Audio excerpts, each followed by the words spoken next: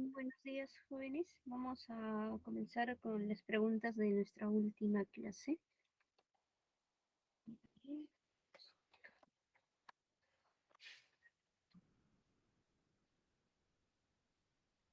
Ahí está. Entonces vamos a comenzar con nuestra semana 4.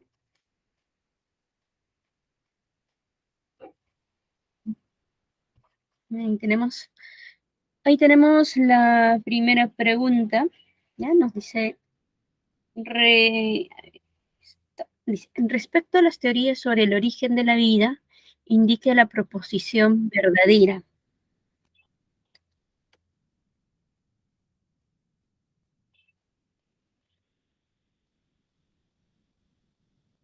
Ya, a ver, antes de empezar, el principio de beneficencia y el de no maleficencia. A ver, los principios de la bioética son cuatro, ¿no? Son cuatro principios dentro de lo que es la bioética, ¿no?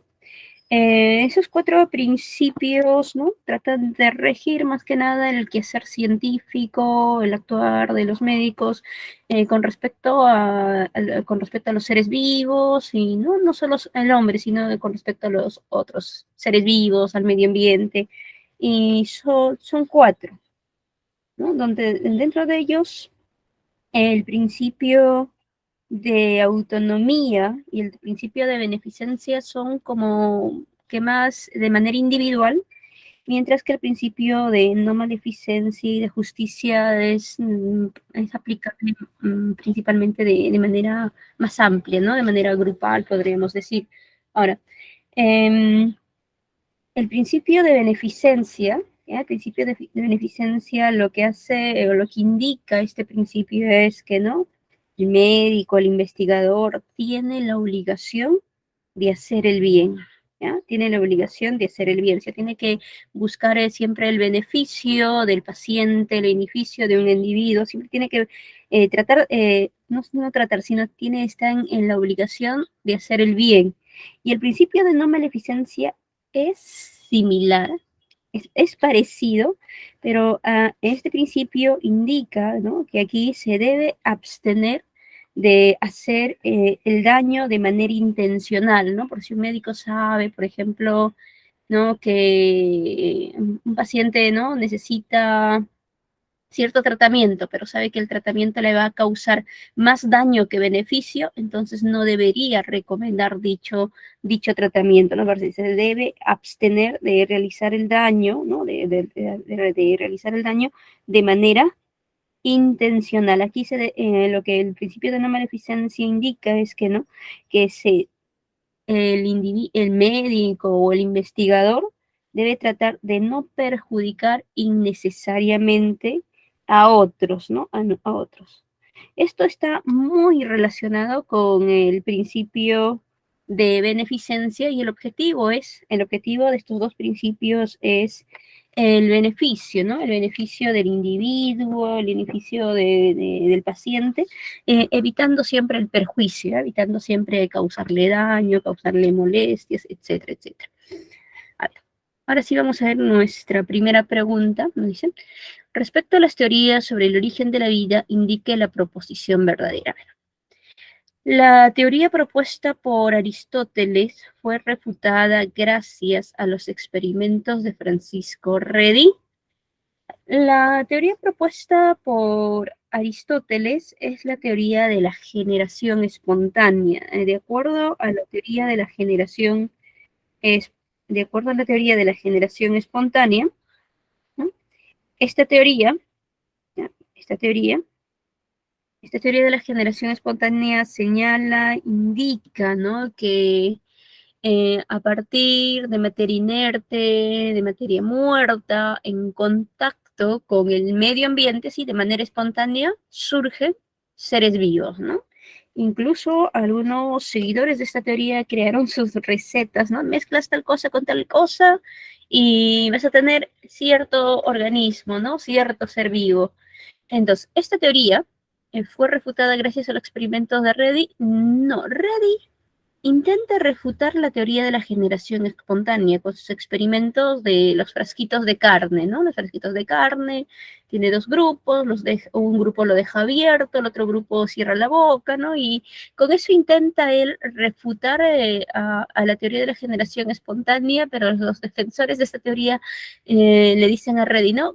Como aquí en este frasquito le cerraste la boca, evitaste, ¿no? Que esa esencia que está en el medio ambiente y que permite que genere la vida, no ingrese el trocito de carne y por eso no hay gusanitos, ¿no?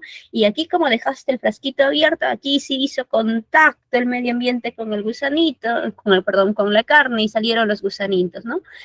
Pero con esos experimentos se refutan el trabajo, ¿no? Invalidan el trabajo de Reddy. Y conforme va pasando el tiempo, algunos otros investigadores repiten el experimento de Reddy, llegan a los mismos resultados, a las mismas conclusiones, y con el tiempo, ¿ya? Con el tiempo se van dando cuenta que lo que Reddy dijo era cierto, ¿no? Que no había generación espontánea. Pero cuando ya estaban ahí más como que queriendo convencerse de que no existía generación espontánea, aparece Leeuwenhoek y él con el descubrimiento del microscopio se descubre un mundo nuevo, ¿no? El mundo microscópico.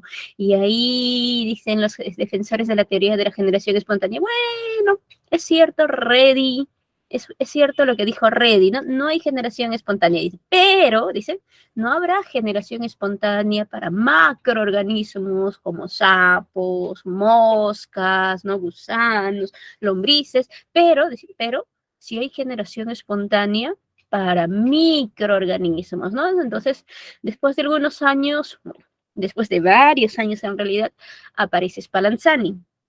Y Spallanzani, ¿no? Diseñó un experimento, creo que lo tenemos acá, sí, acá está, Spallanzani, miren, diseña un experimento, diseña un experimento que consiste en matraces de vidrio. Ya para la época de Spallanzani ya se sabía de microorganismos, ¿ya? Porque se había descubierto el microscopio. Entonces Spallanzani diseñó un experimento que consiste en matraces de vidrio, pone caldos nutricios en estas matraces para eliminar los microorganismos que estuvieran viviendo dentro de las matraces. Spallanzani, ¿no? A servir estos caldos. Una vez que una vez que ha hervido los caldos, un grupo de las matraces las deja así, con la boca abierta. Y otro grupo de las matraces le cierra herméticamente la boca, deja estos grupos de matraces en un mismo lugar, en un mismo tiempo, pasan los días, y todas las matraces con la boca abierta, miren, comienzan ahí, el caldito comienza a contaminarse, ahí comienzan a aparecer colonias de microorganismos, y en las matraces que tienen la boca cerrada, el caldito está inocuo, no se contamina, ¿no? Y ¿qué dice Spallanzani en estos resultados, ¿no? Que aquí, que los microorganismos que están en el ambiente, como el frasquito está abierto, cayeron al caldito ¿no? Y contaminaron el caldito. Pero aquí, como la boca de la matraz está cerrada, no pudieron ingresar los microorganismos, por lo tanto el caldito no se contaminó, entonces no hay generación espontánea. Pero los defensores o los seguidores de la teoría de la generación espontánea, ellos dicen, no, Spallanzani, ¿no? No, así no son las cosas, le dice, ¿no? Eso no pasó. Lo que pasa es que aquí, como dejaste aquí estas matraces con la boca abierta, ¿no? La sustancia que genera la vida de manera espontánea, que está en el medio ambiente, aquí ingresó al caldito y generó esos microorganismos. Pero como aquí cerraste herméticamente, ¿no? La boca, estas matraces, entonces esa sustancia que está en el medio ambiente y que genera la vida de manera espontánea, no pudo ingresar al caldito y es por eso que no se han generado esos microorganismos, ¿no? Y un siglo más, con teoría de la generación espontánea. Spallanzani, miren, este experimento que propone que realices en el siglo XVIII, lo de Reddy un siglo antes, en el siglo XVII. La teoría de la generación espontánea es propuesta por Aristóteles en el siglo IV antes de Cristo. ¿Cuánto tiempo tuvo de vigencia? Un siglo después, ya en el siglo XIX, aparece Pasteur. Pasteur se basa en los experimentos previos de varios investigadores y uno de ellos es Spallanzani, ¿eh? Toma como base, ¿no? El trabajo de Spallanzani, hace ciertas modificaciones y él diseña unas matraces, sus famosas matraces con cuello de cisne. Entonces, en estas matraces, Pasteur también pone un caldo, pone caldos, ¿ya?, dentro de las matraces. Una vez que ha llenado los caldos dentro de las matraces, con el calor, doble el cuello de estas matraces, formando sus famosas matraces con cuello de cisne. Ah, y también dobló, y una vez que ha doblado el cuello de las matraces, en todas las matraces donde he puesto el caldo, le pone una fuente de calor, ¿no? A servir el caldo, a servir el caldo, ¿no? A servir el caldo, ¿no? A servir el caldo, y una vez que ha hervido el caldo, estas matraces las deja en un mismo lugar y espera que el tiempo pase. Pasan días, pasan semanas, ¿no? Pasan días, pasan semanas, y dentro de las matraces, dentro del caldito, no se contamina. ¿Ya? Pasan días, pasan semanas, el caldo permanece inocuo. Incluso en algunos museos hasta el día de hoy se conservan algunas de estas matraces, ¿no? Y el caldo está así, sin contaminarse. Pero, ¿qué es lo que pasó aquí? ¿Qué es lo que ocurrió? Los microorganismos que están en el ambiente, ¿ya? Aquí en el ambiente, en el aire, hay una infinidad de microorganismos, bacterias, hongos, ¿no? Levaduras, esporas, etcétera. Están esos microorganismos. A ver, antes que me olvide, todas las matraces que diseña Pasteur, toditas se quedan con la boca abierta. A ninguna les cierra la boca, para que los defensores de la teoría de la expansión espontánea no digan, ¿no?, que no había dejado ingresar a la fuerza vital que está en el medio ambiente. Entonces, todas se quedan con la boca abierta, y estos microorganismos que naturalmente están ahí, ¿no?, pululando en el medio ambiente, se ingresan por el cuello de la matraz, y por la energía cinética solo se quedan aquí, en esta primera curvatura. Ahí se quedan retenidos y ya no tienen energía necesaria para hacer el resto del recorrido del cuello de la matraz y llegar al caldito. ¿Ah?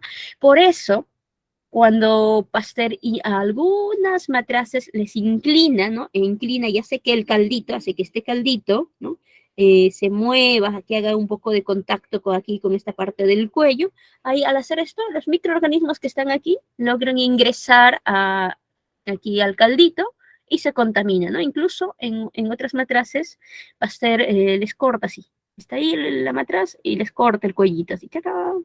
Y a los días el caldito se contamina, ¿no? Y con este experimento, Pasteur refuta de manera absoluta a la teoría de la generación espontánea, también llamada biogénesis. Ya, mire, estuvo vigente desde el siglo IV antes de Cristo hasta el siglo XIX.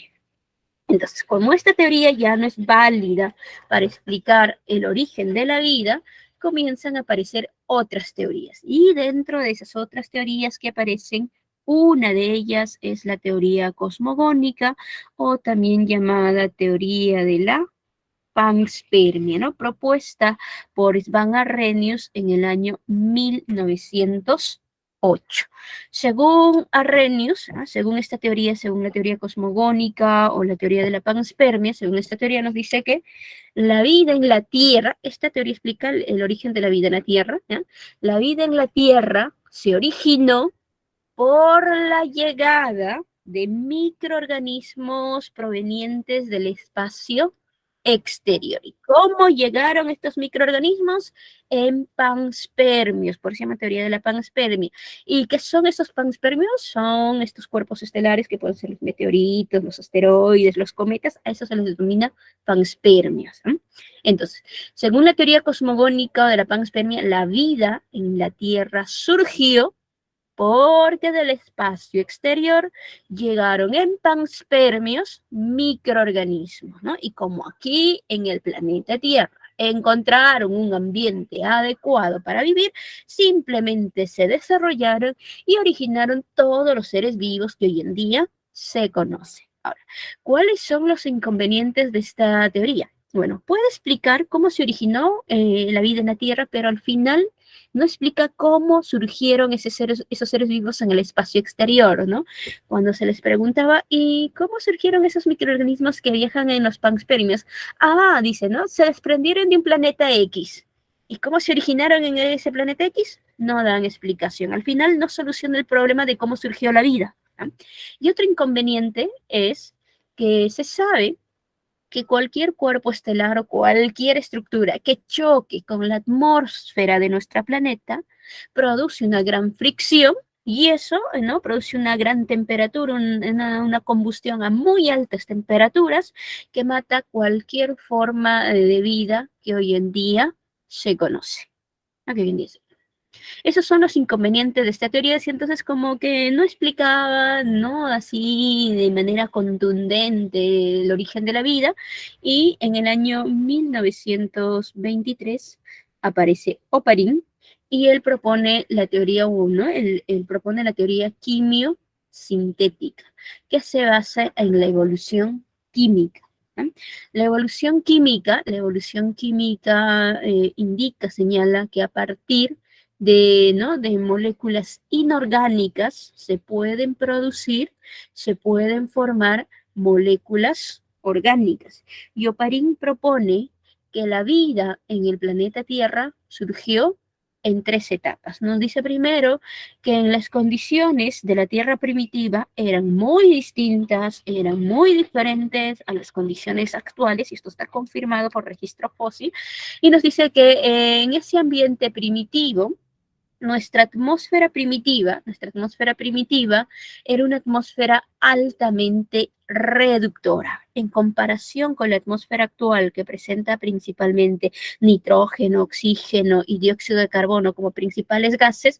Nuestra atmósfera primitiva contenía metano, contenía dióxido de carbono, ¿no? Contenía amoníaco, hidrógeno, pero en comparación con la atmósfera actual no tenía oxígeno, carecía de oxígeno la atmósfera primitiva, y nos dice que en esas condiciones surgieron la vida. Entonces, el primer paso en el cual pudo haber surgido la vida, según Oparin, nos dice que los gases de la atmósfera primitiva, esos gases, la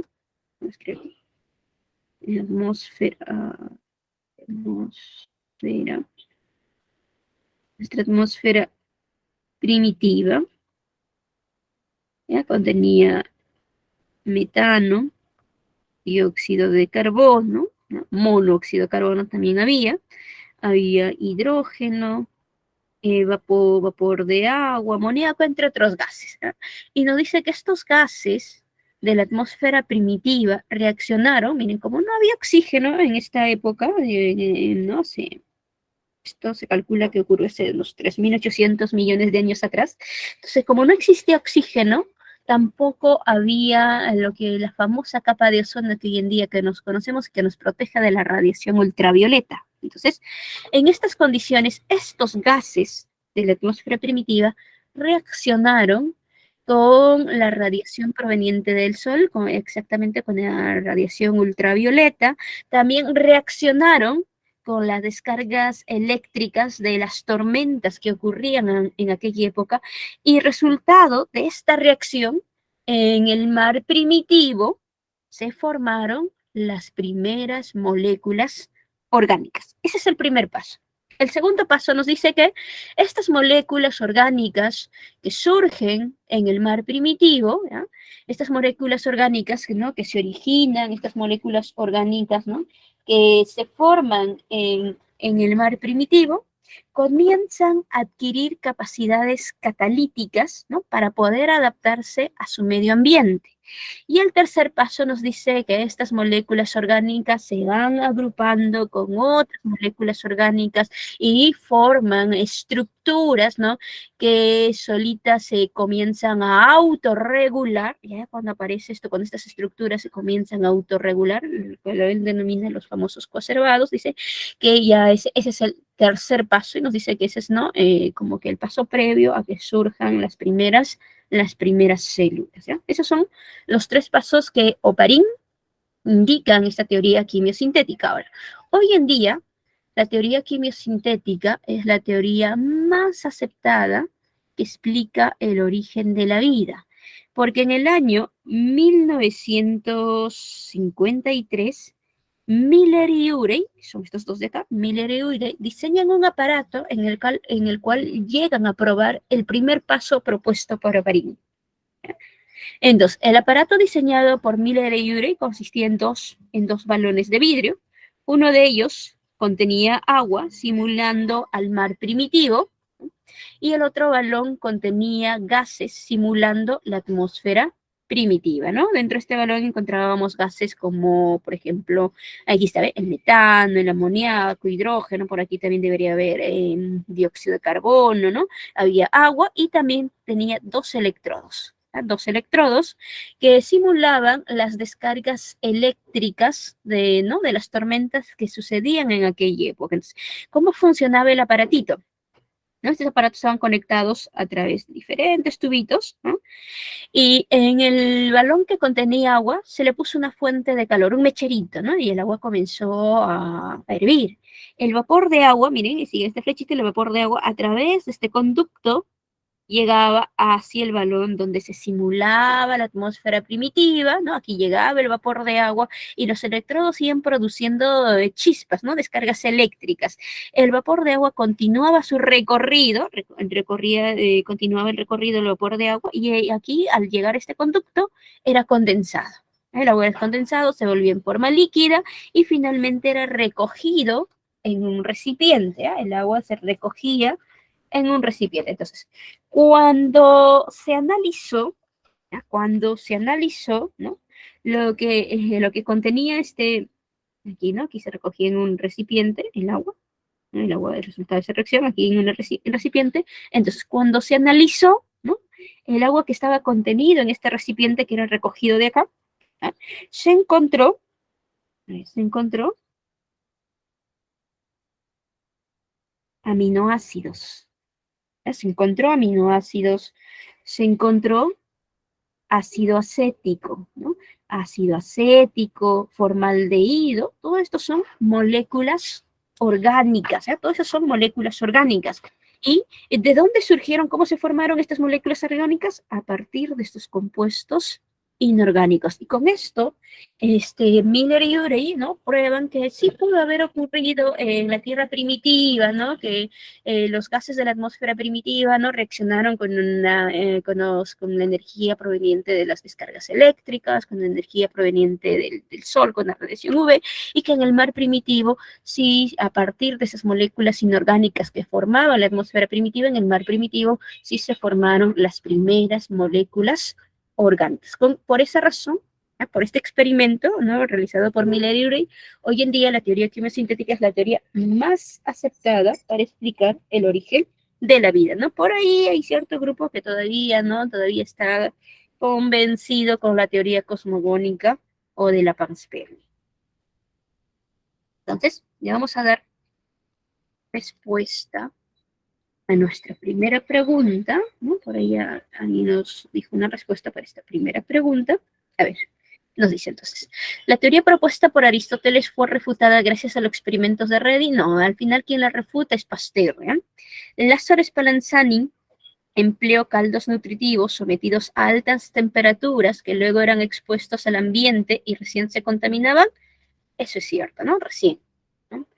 En estas matraces, ¿no? En estas matraces ahí que están herméticamente cerradas, cuando no se exponen al ambiente, no se contaminan. Solo cuando están expuestas, se contaminan, ¿no? Incluso, para tratar de probar esto, Spallanzani abre muchos de estos de matraces que están herméticamente cerradas. Y herméticamente cerradas están, no se contaminan, pero a un grupo, ¿no? Cuando no se convencían los seguidores de la teoría de la generación espontánea, abre un grupo de estas matraces, ¿no? Que estaban herméticamente cerradas y a los días se contaminan, ¿no? Pero ni aún así, ¿no? Se ha abierto, recién has abierto la boca de las matraces, entonces recién la fuerza vital que está en el medio ambiente pudo ingresar al caldito y por eso recién se contaminó, decían, ¿no? Entonces, no había, ¿no? Spallanzani no encontraba cómo convencerlos de que no estaban en lo correcto. Uno, esto es correcto, esto es cierto, esto es cierto. ¿Ya? Esto es cierto, entonces uno sería la B. Miller y Urey en la teoría que proponen plantear, no, quien propone la teoría no es Miller y Urey, ¿ya? Quien propone la teoría es Oparin, ¿ya? No Miller y Urey. Ellos diseñan un aparato más bien que prueba la primera parte de esta teoría. La teoría propuesta por Arrhenius fue refutada ya que las condiciones del medio interestelar son poco favorables para la supervivencia de cualquier forma de vida. Bueno, en este caso, lo propuesto por Arrhenius no ha sido del todo refutado, no ha sido porque existe, ¿han escuchado de los tardígrados? posiblemente los famosos ositos de agua, que son animalitos, ¿no? Que toleran, pueden vivir en el espacio interestelar de cierto tiempo de vida, ¿no? Así en esas condiciones donde ningún otro ser vivo puede vivir, ahí pueden mantenerse vivos, ¿no? Se hacen una bolita y ¡chum! Viven. Y cuando el ambiente ya otra vez, ¿no? Regresan a la Tierra o se lo humedecen un poquito de agua y continúan, ¿no? Continúan viviendo. Entonces, esto no está de todo refutado. Actualmente solo se acepta la teoría quimiosintética como la única sobre el origen de la vida en la Tierra. No, es la más aceptada, pero no es la única, ¿ya? No es la única. Por como les digo, como todavía hay ¿no? cierto grupo que está convencido con la teoría cosmogónica. Vale. Entonces, vamos a pasar a la pregunta número 2.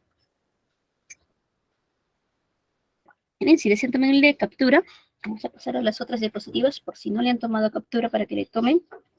Este de acá, este de acá.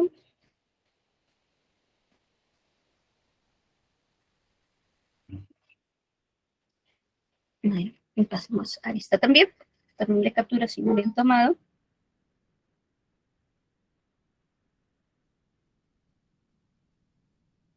Y vamos a decir la pregunta número 2. Indique verdadero o falso, indique verdadero o falso, según corresponda sobre las teorías de la evolución. Ahora, a ver, con respecto a cómo surgieron los seres vivos, ¿no?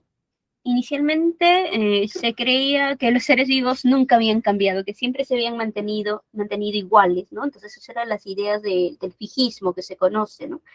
Y pero ¿no? Conforme fue avanzando el conocimiento científico, se comenzaron a descubrir restos fósiles, ¿eh? Que se parecían a los restos de animales actuales, se parecían, pero no eran iguales, ¿no? Se parece, pero tiene ciertas diferencias, decían, ¿no? ¿Y qué habrá sido esta cosa? Y con eso comienzan a surgir, ¿y cómo, no? ¿Cómo habrán sido estos seres vivos, ¿no? ¿Por qué tienen esta forma, ¿no? ¿Por qué se parecen a los actuales, pero no son exactamente idénticos, no son exactamente iguales? Y con eso comienza a surgir, ¿no? Las ideas de evolucionistas, las ideas de evolución, ¿no? Que los seres vivos nunca fueron exactamente iguales, sino que con el paso del tiempo estos fueron modificándose, estos fueron cambiando, ¿no? Básicamente lo que el proceso, la evolución viene a ser, ¿no? Son los cambios que experimentan las especies a lo largo a lo largo del tiempo, ¿no? Estos cambios son ordenados, estos cambios son previsibles, ¿ya? Y existen diversas teorías, ¿ya? Existen diversas teorías que explican, ¿no? O que han intentado explicar este proceso evolutivo. La primera, la primera teoría que aparece, ¿no? Para explicar el proceso de evolutivo es la teoría propuesta por Lamarck, ¿no? Que se conoce como la teoría de la herencia de los caracteres adquiridos y se basa en la hipótesis del uso y el desuso de las partes. Según, según Lamarck nos dice, ¿no? Según Lamarck nos dice que ¿no? Cuando una especie usa constantemente un órgano, el órgano tiende a desarrollarse, ¿no? Y esa característica de ese órgano desarrollado se hereda a la siguiente descendencia, ¿no? Entonces la siguiente descendencia nace ya con el órgano más evolucionado, con el órgano más desarrollado. Entonces, si por ahí una especie no usa un órgano, ¿no? Deja de usar cierto órgano, entonces ese órgano cae en el desuso, ¿no? Y tiende a atrofiarse y por lo tanto la siguiente descendencia, ¿no? Van a ser ya con el órgano más reducido, ¿no? Con el órgano de menor tamaño. Esa es la teoría de la herencia de los caracteres adquiridos. Ahora, esta teoría básicamente lo que propone que es que la propia especie, ¿no? Es la que busca su cambio. Entonces la especie decide, ¿no?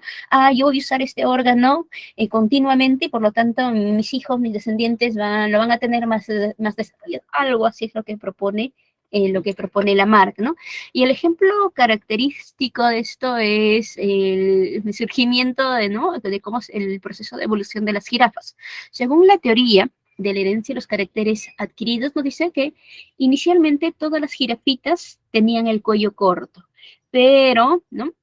como en el lugar donde vivían no había mucho alimento disponible a la altura del cuello de estas jirafas, entonces ellas comenzaron a estirar el cuello para alcanzar las hojas de los árboles, ¿no? Para poder alcanzar, para poder llegar hasta las hojas de los árboles. Entonces, como comenzaron a estirar el cuello, la siguiente descendencia, la siguiente generación, nació con el cuello más largo. ¿No? Nació con el cuello más largo y como éstas siguieron estirando el cuello, siguiente generación con el cuello más largo, y nos dice que sí pasó durante muchos años hasta que se originaron las jirafas que hoy en día se conocen, ¿no? Esas jirafas de cuello bastante largo. Esa es la teoría de la herencia de los caracteres adquiridos. Luego de la teoría de la herencia de los caracteres adquiridos aparece el nombre, es así, la teoría de la selección, de la selección natural, es el nombre correcto de la teoría de la selección natural propuesta por Darwin. Darwin propone la teoría de la selección natural en su libro. El libro sí se llama El origen de las especies. Aquí que me parece no había un error. El libro se denomina El origen de las especies. Y la teoría propuesta por Darwin es la teoría de, ¿no? La teoría de la selección natural. Así se llama, teoría de la selección natural, ¿no? A las mismas conclusiones que Darwin, en la misma época también llega otro personaje denominado Wallace, ¿no? Pero porque casi siempre solo se considera a Darwin como, ¿no? Como el que propone la teoría de la selección natural y también se le considera el padre de la evolución, porque entre Wallace y Darwin, quien publica primero el trabajo, los dos llegan casi a las mismas conclusiones en el mismo año, en la misma época, pero quien publica, quien presenta primero su trabajo es Darwin. ¿Ya? Pero eso no le resta méritos a Wallace, ¿no? Que también llegó a las mismas conclusiones en aquella época. ¿Ya? Entonces, ¿qué es lo que propone Darwin en la teoría de la selección natural? ¿Ya? Aquí se basa en tres postulados. El primero nos dice que toda población es variable. ¿Ya? En las poblaciones existe variabilidad. ¿Qué significa esto? Que a pesar de que una población esté formada por individuos de la misma especie, estos no son exactamente idénticos, son similares, son parecidos, ¿no? Y cada uno tiene su propia particularidad. Esa es una, ¿eh? Toda población es variable. Ahora, el segundo postulado nos dice que toda población, ¿eh? ¿No? Ahí está la población, ¿no? Es variable. Y nos dice que el segundo postulado nos dice que toda población, la población tiende a la sobrepoblación. ¿No? Observen nomás en la especie humana, ¿no? Toda población tiende a la sobrepoblación, toda población tiende a producir más descendientes de lo que el medio ambiente puede mantener, de que el medio ambiente puede soportar, ¿no? Entonces toda población tiende a la sobrepoblación, ¿no?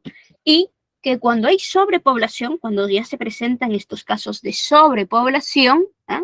Se da una lucha por la existencia. ¿Ya? ¿Dónde va a sobrevivir el más apto? En esta lucha por la sobrevivencia, sobrevive el individuo mejor adaptado, no el más fuerte, sino el mejor adaptado, ¿no? Y aquí nos dice que el medio ambiente, aquí esto está involucrado con el medio ambiente, nos dice, entonces toda población, ¿no? Toda población es variable, toda población tiende a la sobrepoblación y cuando hay sobrepoblación va a haber una lucha por la sobrevivencia y en esta lucha por la sobrevivencia el medio ambiente favorece al individuo o a los individuos mejores adaptados. Los individuos con mejores adaptaciones sobreviven y son los que no son los que van a dejar sus descendencia y esas características, ¿no? Que son mejores adaptadas para el medio ambiente en el cual están viviendo se van heredando a sus descendientes. Es lo que propone Darwin, ¿no?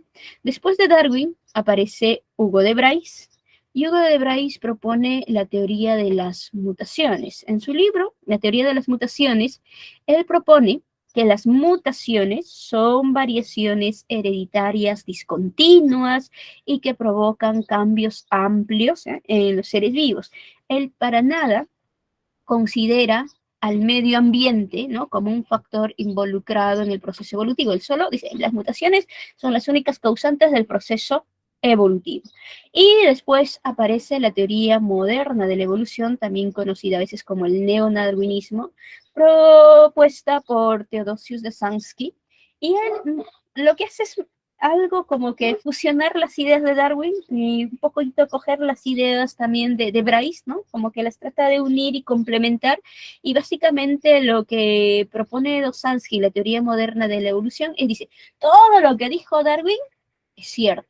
Es correcto, es cierto que toda población es variable, es cierto que toda población tiende a la sobrepoblación y también es cierto que cuando hay sobrepoblación el medio ambiente favorece la sobrevivencia de los individuos mejores. O sea, todo lo que dijo Darwin, correcto, checklist, no está bien, pero a todo ello, Dostoevsky le añade principios genéticos, ¿no? Le añade principios genéticos, ¿no? A todo lo propuesto por Darwin, ¿no? Dostoevsky le va a añadir principios genéticos. Pues es por eso que se llama teoría moderna de la evolución o neo-darwinismo, ¿no? Añade principios genéticos como variaciones aleatorias en los individuos, ¿no? Ahí añade esto de las ideas de mutación, ¿no? Etcétera, etcétera. Y, ¿no? Lo combina con esto de la selección natural propuesta por Darwin, por esa teoría moderna de la evolución. Esas son las 4 teorías. Y hoy en día, esta de acá es la más aceptada, es la que mejor explica el proceso evolutivo, porque a todo lo que propuso Darwin se le complementa con los principios genéticos, ¿no? Con mutaciones, variaciones, herencia, etcétera, etcétera. Entonces, con esto le podemos dar respuesta a nuestra pregunta 2. Y nos dice, a ver, señalar, indicar verdadero o falso según corresponda sobre las teorías de la evolución. Lamarck, bueno, ¿qué le falta? Lamarck propone la teoría del uso y el desuso de las partes, donde explica cómo las jirafas, con el uso que le daban a su cuello para llegar a las hojas de más altura, iban estirándolo generación tras generación. Esto es falso, ¿ya? Porque no propone la teoría del uso y el desuso de las partes. Lo que propone es la teoría, miren, aquí está, la teoría de la herencia de los caracteres adquiridos. Y la hipótesis de esta teoría es el uso y el desuso de las partes, ¿ya? La teoría es la herencia de los caracteres adquiridos. La siguiente. La siguiente. Bueno, vamos a ver respuesta, luego ponemos las claves. A ver, la siguiente nos dice, Charles Darwin explica que la naturaleza determina qué características resultan favorables frente a las condiciones del medio ambiente, llamando a esto selección natural. Esto es cierto, ¿no? El medio ambiente que va a favorecer, ¿no? ¿Qué características, ¿no? son las que se van a heredar, ¿no? ¿Qué características son más favorables? A ver, la siguiente, De Bryce menciona que la selección natural no es la causa principal de la evolución, sino que la aparición de variaciones hereditarias discontinuas dentro de una población determina a las nuevas especies, ¿no? Esto es cierto, ¿no? De Bryce no toma en cuenta la selección natural, dice, no solo las mutaciones son las únicas causantes del proceso evolutivo. Dostoevsky, el último, Dostoevsky modifica las ideas de Darwin, incluyendo los principios genéticos como las mutaciones y recombinación genética. Esto también es cierto, ¿no?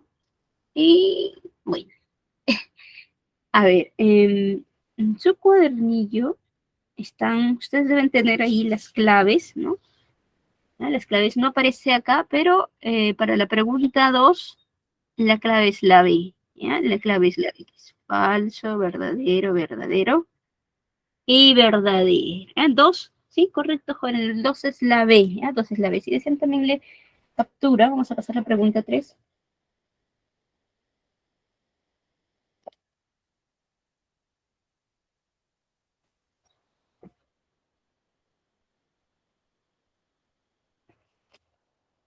Esta también, si no habían tomado, tomen la captura. A ver, la 3. A ver, un grupo de científicos ha encontrado en una cueva ciertos restos orgánicos de un organismo que permiten explicar cómo evolucionaron una familia de primates. Para ello se necesitó realizar un análisis molecular donde compararon sus cromátidas con las de un simio actual. ¿A qué rama pertenecería este tipo de evidencia? La evolución es un hecho. No es una teoría, sino es un hecho. Es un hecho que sí ha existido y que sí existe evolución y existen distintas pruebas aportadas por distintas ramas de la biología, ¿no? Que la evolución es cierta, que la evolución es correcta. Dentro de esas evidencias evolutivas está la paleontología, que estudia los restos fósiles, restos de organismos que actualmente no existen, pero que sí existieron, sí vivieron hace miles de años, ¿no? Pueden ser los esqueletos completos, que ya están fosilizados, impresiones en roca, etcétera, etcétera. O a veces hay organismos, ¿no? Que están en hielo, ahí congelados, o están encubiertos con ámbar, ¿no? También está la embriología comparada, y la embriología comparada lo que hace es compara el desarrollo embrionario de distintos organismos, ¿no? Y cuando estos desarrollos embrionarios son similares, son parecidos, eso indica que evolutivamente son cercanos. Y si los embriones al ser comparados son distintos, son diferentes, significa que evolutivamente son lejanos. Luego está la anatomía comparada, que estudia principalmente los órganos homólogos y los órganos análogos. Los órganos análogos son órganos que tienen estructuras diferentes, tienen diferente origen embriológico, pero cumplen la misma función, ¿no? Ejemplo, aquí tenemos, miren, el primer par de patas de un topo, que es un mamífero, y el primer par de patas de un grillo topo, que es un insecto. El primer par de patas de ambos animalitos sirven para cavar galerías, sirven para cavar agujeros en el suelo, ¿no? En cuanto a estructura, totalmente diferente.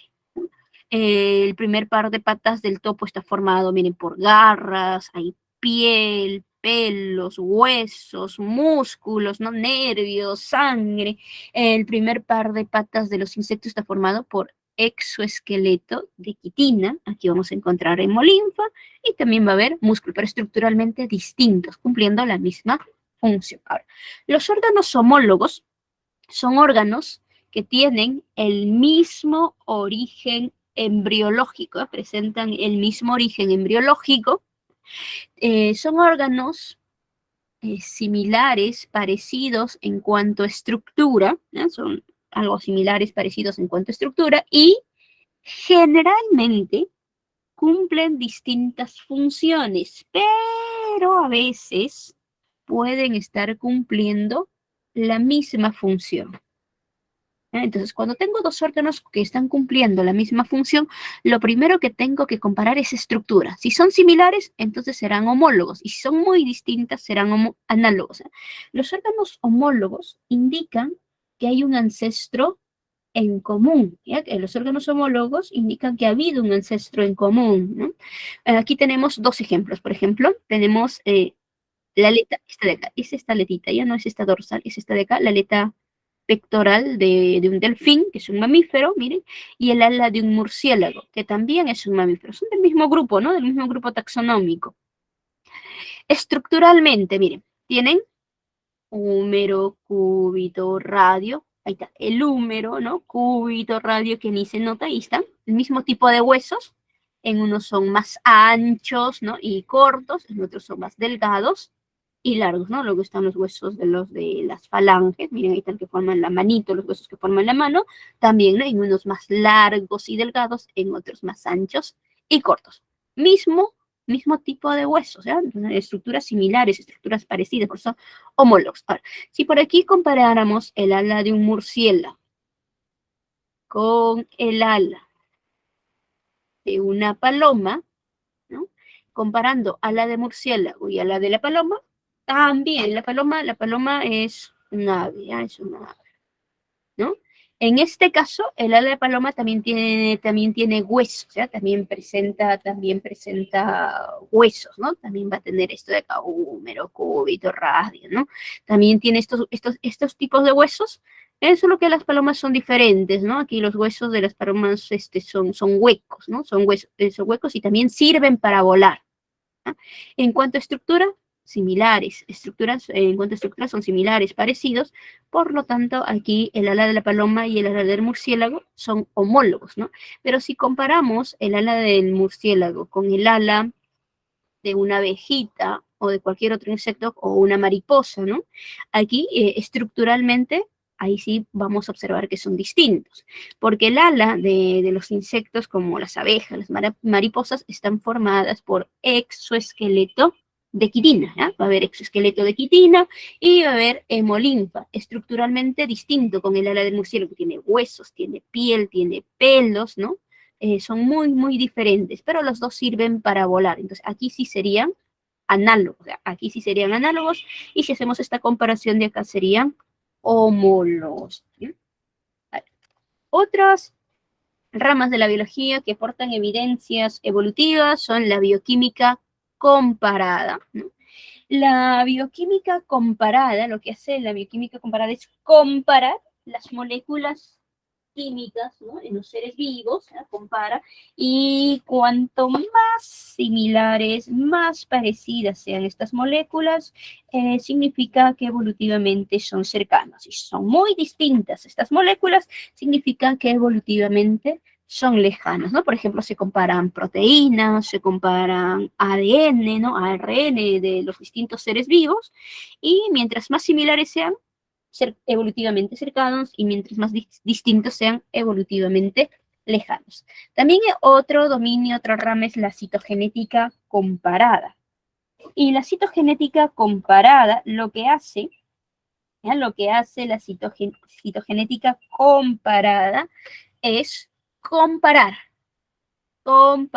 los cromosomas, ¿ya? La forma, el tamaño, el número, ¿no? Los patrones de bandas de los cromosomas, y mientras más similares sean, evolutivamente cercanos, mientras más distintos sean, evolutivamente lejanos. Aquí en esta imagen se ha comparado los cromosomas de los seres humanos, que son estos de rojito, con los cromosomas del chimpancé, que son los del azulito, ¿no? Los seres humanos tienen un total de 46 y los chimpancés tienen 48 cromosomas. Y ahí están comparados todas las parejitas, ¿no? Y se pueden dar cuenta uno que los cromosomas de seres humanos y chimpancés son bastante similares, son bastante parecidos, ¿no? Este de aquí, el de rojito, es el cromosoma número 2 de seres humanos, y miren, se parece al cromosoma 2, hay una teoría que dice que el cromosoma 2 y 3 de los chimpancés, ¿no?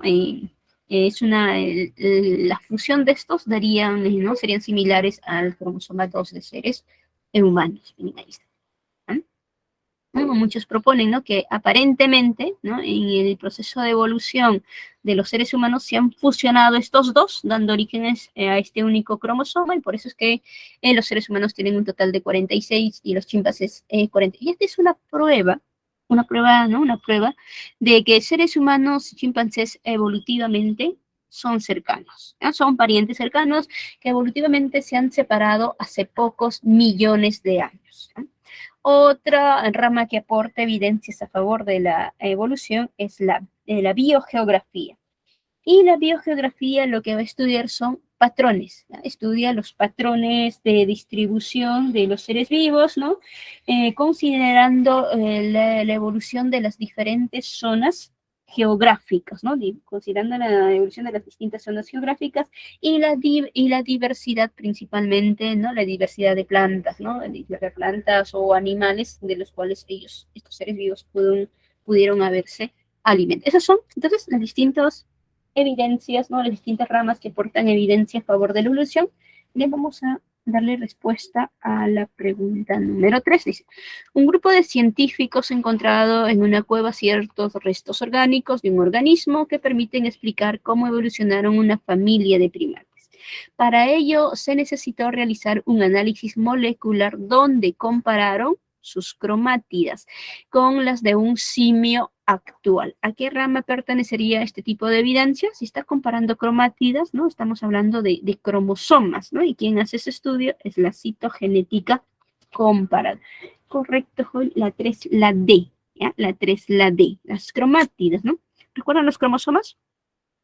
Ahí está esta cosita, esta fibrita, ¿no? Algo así. Esa es una cromátida, ¿no? Esa es una cromátida. Y en metafase, miren, bueno, las dos deben ser iguales, ¿ya? Pero no me sale igual. Pero las dos fibritas deben ser iguales. Y en metafase, los cromosomas tienen dos cromátidas, ¿no? Esta es una cromátida. Y las cromátidas que conforman un mismo cromosoma se denominan cromátidas hermanas, ¿eh? Entonces, aquí, D. Vamos a pasar a la pregunta 4, si desean tomen la captura. Acá también si desean tomen la captura. ¿Sí? Este también, si desean tomen la captura, vamos a pasar a la pregunta 4. Venga, la 4. Si en Europa se encontrase los restos de un homínido ancestro del hombre moderno que no se puede fechar, pero se sabe por los estudios que ya tenía la capacidad de fabricar herramientas, poseía un lenguaje, enterraba a sus muertos y dominaba el fuego, considerando que ya está extinto como especie, ¿junto a qué otro antecesor debería agruparse? A ver, en el proceso de evolución, en el proceso evolutivo, ¿sí? Aquí está en el proceso evolutivo de, de los seres humanos, ¿no? De las distintas especies de homínidos que existen y que se han descubierto hasta la actualidad, los paleoantropólogos, o sea, los que estudian el proceso de evolución humana, de las distintas especies consideran solamente dentro del linaje que dio origen a los seres humanos actual a ciertos géneros, al género Australopithecus y al género Homo, ¿no? Al género Australopithecus y el género Homus, perdón, el género Australopithecus y el género Homo, sí, correcto. Pero antes de que surjan estas especies de estos géneros, se han descubierto hasta la actualidad otros restos fósiles, ¿no? Está como, por ejemplo, el Sahelanthropus chadensis, ¿no? Creo que lo tenemos aquí.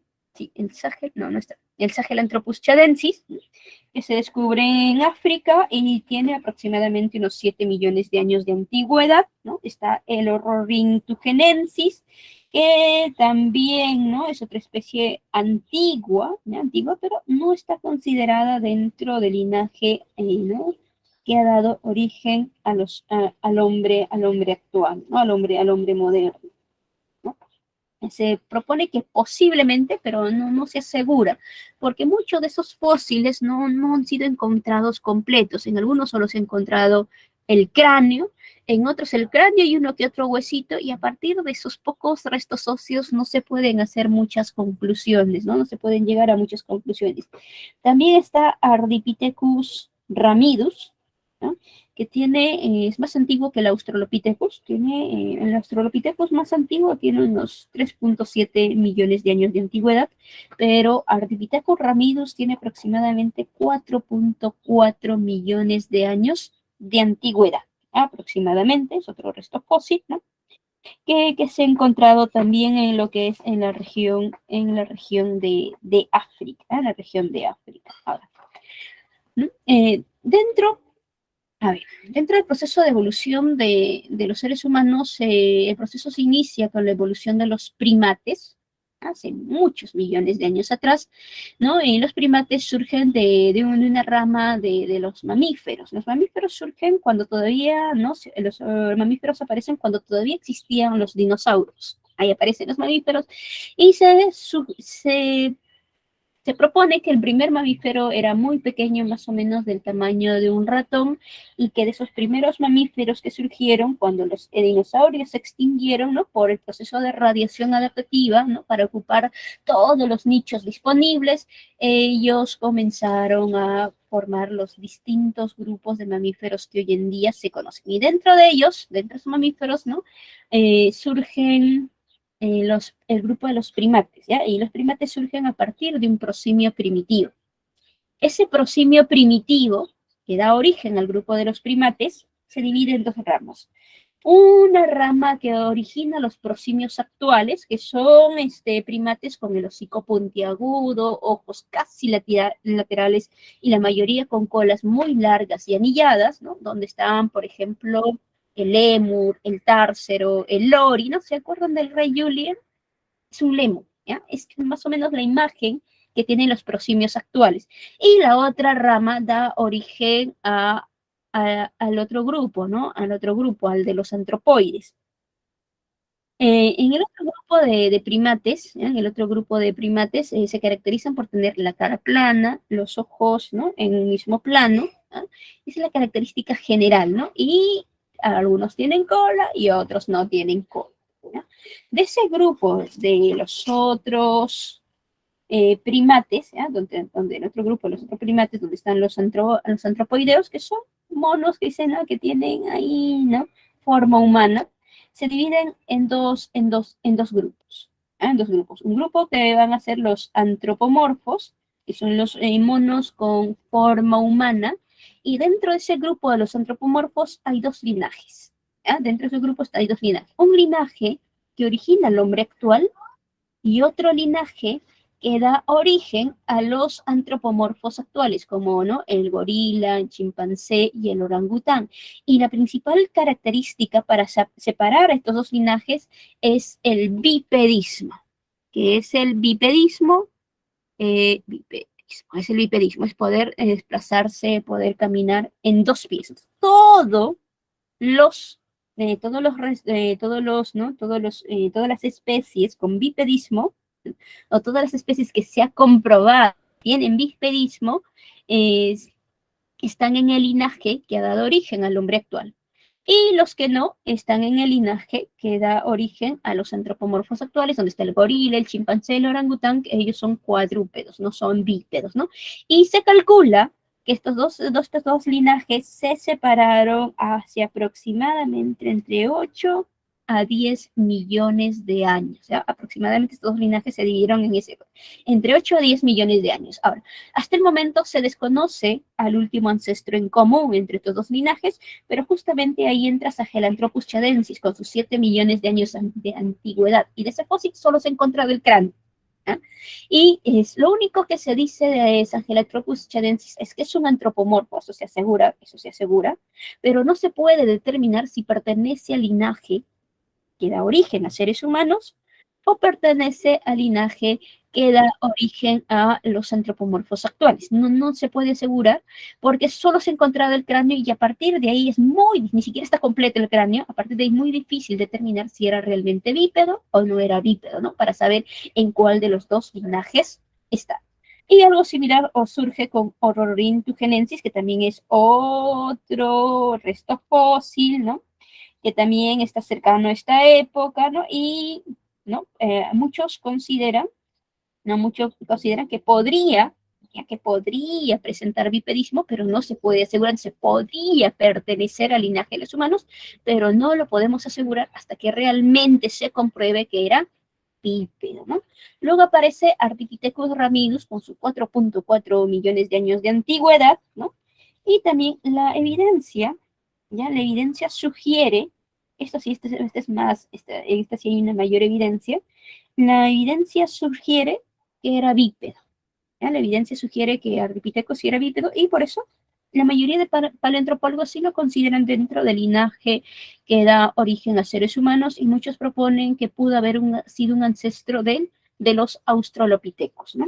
Ahora, existieron muchas especies de australopithecus. De las muchas especies que existieron, Australopithecus afarensis es la que la mayoría de paleoantropólogos consideran como la que dio origen a la especie actual, ¿eh? Pero han existido muchas especies, ¿no? Los australopithecus sí está comprobado completamente bípedos, el cráneo muy similar, este es el cráneo de australopithecus muy similar, muy parecido al de un gorila, vivieron en África, ¿ya? Vivieron en África hace aproximadamente 3.7 millones de años de antigüedad y se considera que por alguna de sus ramas evolutivas, Australopithecus, ¿no?, dio origen a la primera especie del género Homo, que es el Homo habilis. Aquí los nombres científicos no están escritos de manera correcta. La forma correcta de escribir un nombre científico no se escribe nunca así todo en mayúsculas, se escribe la primera letra, lo voy a poner aquí ya, la primera letra en mayúscula, la primera letra, ¿no?, de la primera palabra en mayúscula, todo lo demás va en minúscula y la segunda palabra, toda la segunda palabra es en minúscula, ¿no? Cuando está en un medio tipográfico como esto, para que esté correctamente escrito, hay tres opciones válidas. Puede ir en negrita, como está acá, o puede ir en cursiva, o puede ir subrayado por cada palabra. Pero cuando se escribe a mano, sí, hay que subrayar cada palabra por separado, para que esté correctamente escrito. Entonces, Australopithecus da origen a la primera especie del género Homo, ¿no?, que es el Homo habilis, que tiene aproximadamente 2.5 millones de años de antigüedad. Los restos fósiles de estos ya son un poco más parecidos al de un hombre que al de un mono, y solo han sido encontrados en África, solo se han encontrado sus restos fósiles en África, y estos individuos, de acuerdo al registro fósiles, ¿no?, ellos construían chozas, ¿no?, y fabricaban herramientas muy rudimentarias. Después del Homo habilis, la siguiente especie, ¿no?, en aparecer es el Homo erectus, ¿no? El aspecto físico ya más similar, más parecido al de un hombre actual, ¿no? Ellos eran cazadores, ¿no?, los otros solo eran recolectores, ¿no? El Homo erectus eran ya cazadores y es el primer homínido en salir de África. Es el primero en salir de África porque los restos fósiles del Homo erectus también se han encontrado, aparte de África, se han encontrado en Europa, en Asia, en Oceanía, y se han encontrado los restos fósiles. Y estos homínidos vivían en cuevas, ¿eh? Ellos aprendieron a manipular el fuego y también, como eran cazadores, fabricaban herramientas. Y las herramientas que fabricaba el Homo erectus eran herramientas más elaboradas que la del Homo habilis. Después del Homo erectus aparece la especie actual, que es el Homo, ahí está, ¿no?, el Homo sapiens, la especie actual. Después del Homo erectus aparece la especie actual, ¿no?, la especie actual, que es el Homo sapiens, ¿no?, que significa el hombre sabio o el hombre que piensa. Esa es la traducción de ese nombre científico, aunque a veces no todos piensan, pero así se traduce, ¿eh? El Homo sapiens, el hombre sabio o el hombre que piensa. Ahora, el Homo sapiens tuvo dos subespecies. La primera subespecie en aparecer es el Homo sapiens neanderthalensis, ¿no?, conocido comúnmente como el hombre de Neandertal. Aparece aproximadamente hace unos 100.000 años, ya no hablamos de millones. El Homo erectus aparece en el resto fósil más antiguo de un Homo erectus tiene 1.5 millones de años de antigüedad, ¿eh?, el más antiguo. En el caso de la primera subespecie del Homo sapiens en aparecer, el Homo sapiens neanderthalensis, conocido comúnmente como el hombre de Neandertal, ¿eh?, tiene 100.000 años de antigüedad, o sea, hace poquito nomás apareció. Estos también eran cazadores, vivían en grupos, se caracterizaban porque enterraban a sus muertos, ellos enterraban a sus muertos, ¿eh?, ellos enterraban a sus muertos, enterraban a sus muertos, ¿no? Y este homínido también vivió en Europa, en Asia y en África. Entonces, lo que está de negrito es lo que llegó a poblar el hombre de Neandertal. También eran cazadores, ¿eh?, fabricaban herramientas, y algo que resalta en ellos es que ellos enterraban a sus muertos. Ya cuando se estaba extinguiendo el hombre de Neandertal, no se sabe exactamente, porque ya cuando estaban desapareciendo, aparece la otra subespecie, el Homo sapiens sapiens, ¿no?, conocido comúnmente como el hombre de Cromañón. Este homínido aparece hace unos 30.000 años aproximadamente, y es la que va a dar origen al hombre actual, y es la que origina, es la que da origen al hombre actual, ¿no? Y esa es la subespecie a la cual nosotros pertenecemos. Nosotros somos Homo sapiens sapiens, ¿no?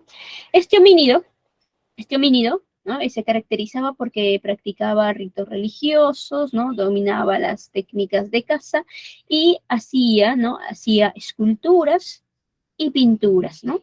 Las pinturas que dejaron los hombres de Cromañón hoy en día se conocen como las pinturas rupestres, ¿no? Entonces, con esto le damos respuesta a nuestra pregunta 4. Miren, ahí está, 4 dice, si en Europa, ¿ya?, se encontrase los restos de un homínido ancestro del hombre moderno, ¿ya?, que no se puede fechar, pero se sabe por los estudios que ya tenía la capacidad de fabricar herramientas, ¿no?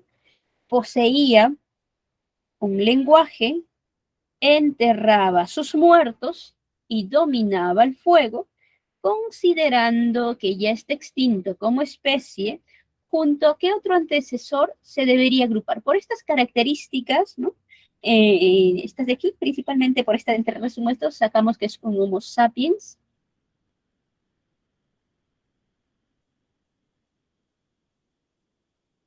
Que es un Homo sapiens neandertalensis, ¿no? Un hombre de Neandertal. ¿Ya?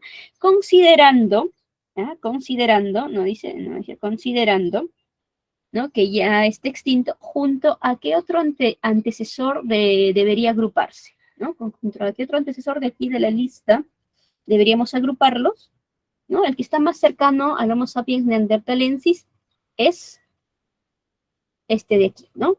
El Homo erectus, el más cercano, también vivía en Europa, también fabricaba, ¿no?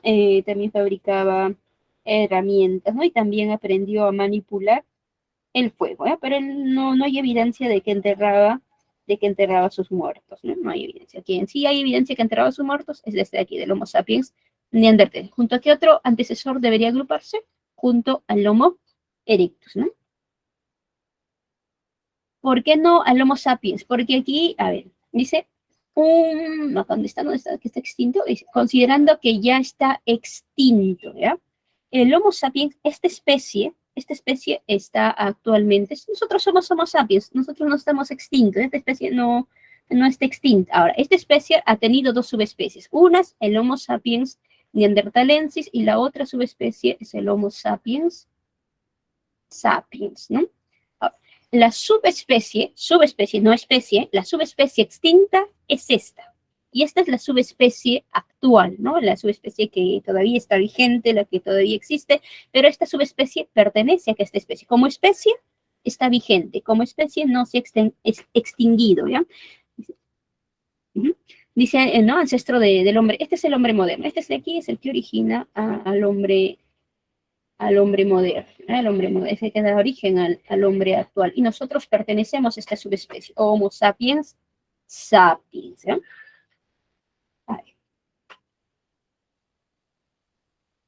No son diferentes. Miren, la especie, esto tiene que ver con categorías taxonómicas, el taxón de especie, el taxón de especie, la categoría de especie, ¿no? Se nombra por dos palabras, ¿sí? Dos palabras, ¿sí? Donde la primera palabra del nombre, ¿no? Siempre va en mayúscula, todo lo demás así, en minúscula, y toda la segunda palabra va en minúscula, ¿no? Para que esté correctamente escrito, como les mencioné, cuando esté en un medio tipográfico, en un medio impreso, las dos palabras pueden ir en cursiva, pueden ir en negrita, subrayados por separado, pero cuando se escribe a mano, subrayado por separado. De las dos palabras, la primera palabra la primera palabra del nombre científico, del nombre de la especie, siempre va a ser el género, ¿ya? La primera palabra siempre es el género. O sea, si yo tengo el nombre científico de una especie, por ejemplo, aquí tengo Homo sapiens, entonces yo inmediatamente sé que el género para esa especie es Homo. ¿Ya? La primera palabra es el género y la segunda palabra es un epíteto específico. Es un epíteto específico, generalmente es una característica, ¿no?, que resalta en la especie, o a veces hay distintos, ¿no?, criterios para darle el nombre científico a una especie. ¿Ah? Entonces, justo como le decía, en este caso, la especie es Homo sapiens. Y esta especie tiene dos subespecies, ¿no? La primera en aparecer, el Homo sapiens neanderthalensis, ¿no? Y la segunda en aparecer, el Homo sapiens sapiens, ¿no? El Homo sapiens neanderthalensis, conocido comúnmente como el hombre de Neandertal, y el otro, el Homo sapiens no sapiens, conocido como el hombre de Cromañón. Inicialmente, hace muchos años, se pensaban que eran especies distintas, ¿no? Uno era el Homo neanderthalensis y el otro era el Homo sapiens. Pero después de estudios moleculares, ¿ya? Después de estudios moleculares, se llegó a la conclusión de que no son especies distintas, sino que son la misma especie, sino que más bien son subespecies diferentes, ¿no? Quizás por eso la confusión. A ver, vamos a pasar a la siguiente pregunta. A ver, eso si no le han tomado captura, tómenle captura. A ver, vamos a la pregunta 5. Claro, entre una misma especie hay descendencia, ¿ya? A veces, incluso entre individuos de especies distintas puede haber descendencia, ¿no? Que son los famosos híbridos, pero esos híbridos son estériles, ¿no? En el caso más conocido, el de un caballo, no, es un burro y una yegua, ¿no? La descendencia entre un burro y una yegua son especies diferentes, especies distintas, ¿no? La descendencia entre un burro y una yegua origina a las mulas, y las mulas en este caso son híbridos, ¿ya? Son el híbrido entre un burro y una yegua, y todas las mulas son estériles, no tienen descendencia, ¿no? A veces cuando las especies son algo cercanas, ¿no? Evolutivamente, a veces pueden generar descendencia, y esa descendencia que generan es estéril, ya no puede generar más descendencia. Pero entre individuos de la misma especie sí hay descendencia que es fértil. Vamos a ver la pregunta número 5. Nos dice, cuando el MINSA analizó muestras del agua de comercios informales, se encontraron pequeños organismos de tipo parásitos, los cuales se caracterizaban por tener un cuerpo cilíndrico no segmentado, cubierto de una fina cutícula. Además, hallaron que los machos eran más pequeños que las hembras. ¿A qué filum pertenece el organismo descrito? ¿No? Por las características, pertenece al filum Nemato, ¿no? Al filum Nemato, ¿ya? Entonces, esto está sencillo, ¿no? Cinco respuesta E, nematodos, ¿no? Los nematodos. Correcto, jóvenes, 5 la E. Miren, ahí están las características de los nematodos, miren. Son de vida libre o parásitos. Los parásitos pueden parasitar, pueden estar parasitando plantas o pueden estar parasitando animales, ¿ya? Son parásitos tanto de plantas como de animales. Tienen el cuerpo cilíndrico no segmentado, ¿no? Y cubierto por una fina cutícula. Tienen un sistema digestivo completo, ¿no? Porque tienen boca y ano separados y son dioicos. ¿Qué significa que son dioicos? Dioicos significa que hay machos y hembras por separados. Ahí existen algunos seres vivos en el grupo de los animales que son monoicos, ¿no? Los monoicos se caracterizan porque en el mismo cuerpo tienen los dos sexos, el sexo femenino y masculino en el mismo cuerpo. Estos también se les conoce como hermafroditas, ¿no? Los famosos hermafroditas, los individuos, las especies que sean hermafroditas son monoicos, ¿no? Los monoicos. Aquí tenemos algunas fotografías de unos nematodos. Este de aquí es muy conocido. Este es un parásito del hombre.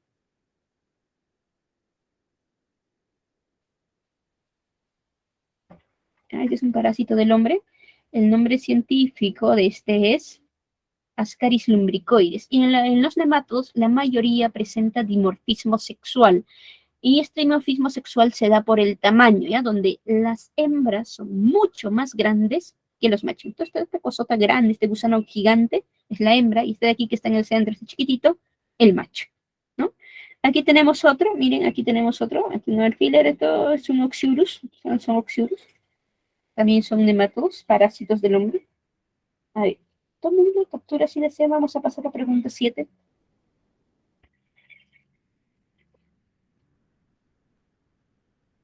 La pregunta 6, la pregunta 6. Vamos a pasar la pregunta, vamos en la 5 a la 6. A ver, nos dice. Pregunta ya 6. Al desparasitar a un pequeño roedor, se encontraron ciertos organismos cuyo cuerpo está dividido en abdomen y cefalotórax. A este último se unen 8 pares de ocho patas articuladas. Además, se sabe que dicho organismo presenta un sistema nervioso de tipo ganglionar. Emplea glándulas coxales como sistema excretor. ¿A qué clase pertenece este parásito? Bueno, las características, a ver, este es un artrópodo, cuerpo dividido en abdomen y cefalotórax, puede ser, hasta aquí, un crustáceo o puede ser un arácnido, ¿no?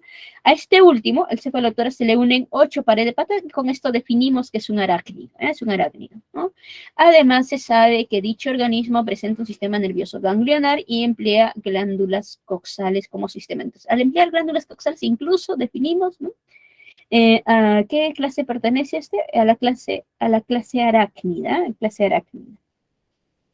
En la clase arácnida están arañas, garrapatas, los ácaros, los escorpiones pertenecen a la clase arácnida. A ver, tómenle capturas y decía, en la quilópoda, aquí están los 100 pies. En los onicóforos, aquí están los peripatos. Los insectos, ya, ¿para qué explicar? Todo el mundo conoce los insectos, ¿no? No hay clase filum equinodermata. En el filum equinodermata están los equinodermos, ¿no? Estrellas de mar, erizos de mar. Ahí está el filum artrópoda. ¿No? El filum artrópoda es el filum más abundante, ¿ya? Es el filum más abundante y diverso de todos los animales. Se calcula que más del 75% de los animales conocidos pertenecen al filum artrópoda. La mayoría de animales conocidos son artrópodos, ¿ya? Son artrópodos. Este filum, este grupo, se caracteriza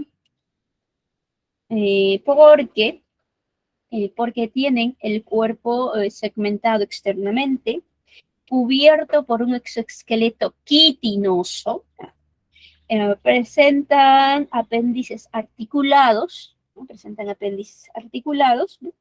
Y presentan un sistema circulatorio abierto. Todos los artrópodos, sistema circulatorio abierto, ¿eh? Entonces, cuerpo dividido, ¿no? Externamente, cubierto por un exoesqueleto quitinoso, ¿ya? Y apéndices articulados. A ver, las clases más conocidas son estas de aquí, la clase insecta, donde están los insectos, antiguamente llamada la clase hexápoda, pero hexápoda actualmente ya no es clase, ahora ha ascendido de categoría superclase, ¿no? Actualmente es superclase hexápoda, clase insecta, ¿no? Clase insecta la clase insecta tiene el cuerpo dividido en 3 partes: cabeza, tórax y abdomen, y se caracterizan porque tienen 3 pares de patas y un par de antenas. De todos los animales conocidos, la clase insecta es la más abundante, ¿ya? Y por esta razón, el filum artrópoda es el más abundante, ¿ya? La clase insecta es la más abundante. Luego está la clase arácnida, cuerpo dividido en 2 partes. Hay una fusión de cabeza y tórax que están fusionados, están unidos, que se denomina eso el cefalotórax, y luego viene el abdomen, ¿no? Y de aquí del cefalotórax ahí nacen 4 pares de patas, que es en un total de 8 patitas. Y a diferencia de insectos, no tienen antenas ni alas, carecen de antenas y alas. Otra clase conocida es la clase Malacostraca, donde están animalitos conocidos comúnmente como crustáceos. Estos animalitos, lo escribo acá, tienen 5 pares de patas, en total 10, ¿no? 5 lado derecho, 5 lado izquierdo, y 2 pares de antenas, ¿ya? 4 antenitas en total. Y el cuerpo también se divide en 2, en un cefalotórax, aquí está el cefalotórax, ¿no? Todo esto de acá, y en un abdomen, ¿no? Cuerpo dividido en 2. ¿Sí? Tomen la captura si desean. Ahora sí vamos a pasar a la pregunta 7. La 7 nos dice: en un A ver, la pregunta 7 nos dice, en una salida al zoológico, un pequeño no recuerda bien el nombre del animal que le llamó la atención, pero recuerda sus características. Él menciona que dicho organismo tiene el cuerpo cubierto por escamas, respiración pulmonar, es de fecundación interna, pero pueden ser ovíparos u ovovivíparos con desarrollo directo. De la siguiente lista de organismos que vio el pequeño, ¿a cuál se refiere? A ver, ¿no? A ver, cuerpo cubierto con escamas, ¿no? Cuerpo cubierto con escamas. Dentro de los seres vivos que tienen cuerpo cubierto con escamas hay dos. Están los peces y los reptiles, ¿no? Hasta aquí puede ser un pez o puede ser un reptil. Respiración pulmonar, ¿ya? Respiración pulmonar. Con esto sacamos que es un reptil, ¿ya? Porque los peces respiran por branquias, ¿no? Respiración. Fecundación interna, ¿sí? Y pueden ser ovíparos u ovíparos, ¿sí? Los reptiles ovíparos o ovíparos con desarrollo directo. De la siguiente lista, aquí hay que definir cuál es un reptil. El ajolote es un anfibio, no puede ser, ¿eh? El cardenal es un ave, una avecita de color rojita. El pampanito es un pez. La iguana es un reptil, ¿no? Esta es la D, ¿ya? Correcto, 7D. El ornitorrinco es un mamífero, es un mamífero. Muy bien, jóvenes, la 7 la D. Pasemos a la siguiente pregunta. Ahí está, la clase reptilia, ¿no? Estamos hablando de los reptiles, que pertenece al filum cordata. Filum cordata, los cordados, ¿no? El filum cordata se caracteriza por la presencia de una notocorda, un cordón nervioso de posición dorsal, ¿no? Y la presencia de hendiduras branquiales y una cola posanal en alguna etapa de la vida de estos animalitos. Este filum se divide en tres: el subfilum urocordata, donde están las asidias; el subfilum cefalocordata, donde están los anfioxos; y el subfilum vertebrata, donde están los vertebrados. En los vertebrados, la notocorda es reemplazada por la columna vertebral, y esas cuatro características que mencioné de los cordados, los vertebrados solo lo presentan cuando son embriones, solo en etapa embrionaria. Ya cuando son adultos mantienen una que otra característica, pero ya no presentan las cuatro características juntas, ¿no? Ya cuando son adultos, la notocorda, recuerden, es cambiada, es reemplazada por la columna vertebral. Y dentro de su filo invertebrata vamos a encontrar 6 clases. La clase Elasmobranchi, donde están los peces cartilaginosos como el tiburón y las rayas, ¿no? La clase Actinopterygii, donde encontramos a todos los peces óseos, ¿no? ¿No? Aquí el esqueleto está formado por tejido óseo, y en los peces cartilaginosos el esqueleto formado por cartílago, ¿no? En ambas clases, cuerpo cubierto por escamas, respiración por branquias, ¿no? Los peces cartilaginosos son marinos, los óseos pueden ser marinos o de agua dulce, ¿no? Luego está la clase anfibia, ¿no? Los anfibios son animales que tienen el cuerpo cubierto por una piel húmeda, que es bastante permeable, es muy permeable. En ellos la respiración en adultos es por sacos pulmonares, en larvas es a través de branquias externas, recuerden, lo vimos la clase pasada. Son los anfibios, pueden ser ovíparos u ovovíparos, y dentro de esta clase están, mira, esta de aquí, que parece una lagartijita, es una salamandra. Este es un sapito, ¿no? Un sapito. Y esta de aquí, que parece un gusanito, es una cecilia. Cecilia, eso es un anfibio que vive debajo del suelo, fosorial. Luego está la clase reptilia. Los reptiles se caracterizan porque el cuerpo está cubierto por escamas, ¿no? Escamas córneas, por eso pueden realizar la muda o el cambio de piel. La respiración es por pulmones, pueden ser ovíparos u ovovivíparos, ¿eh? Dentro de esta clase están, miren, las tortugas, esta de aquí, la taguar, el cocodrilo, las serpientes, ¿no? El camaleón, las iguanas, la lagartija, pertenecen a la clase reptilia, ¿eh? Y hasta aquí, desde la clase Elasmobranquia hasta los reptiles, los animalitos son poiquilotermos. ¿Qué significa? Que son poiquilotermos, que su temperatura corporal es variable. Y hasta aquí son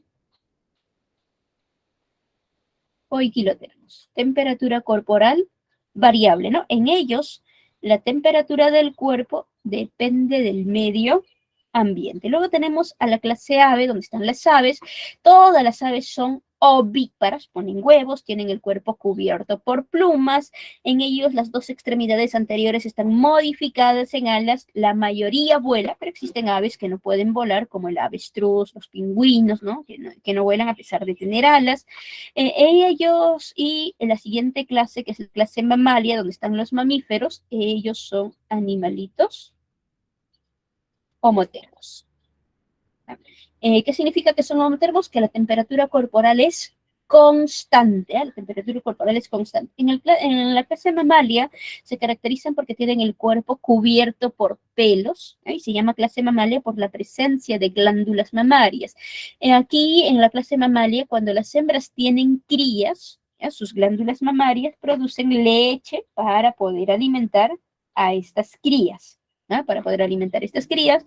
También los mamíferos se caracterizan porque son vivíparos, excepto el grupo de los ornitorrincos, ¿no? Que son los únicos, pertenece al grupo de los monotremas ornitorrincos, son los únicos mamíferos que ponen huevo, ¿eh? El grupo de los monotremas. El resto son vivíparos, ¿no? Pueden ser placentarios o de tipo marsupiales. Respiración por pulmones, ¿sí? Vamos a pasar a la siguiente diapositiva. Siguiente pregunta. Dice, los últimos especímenes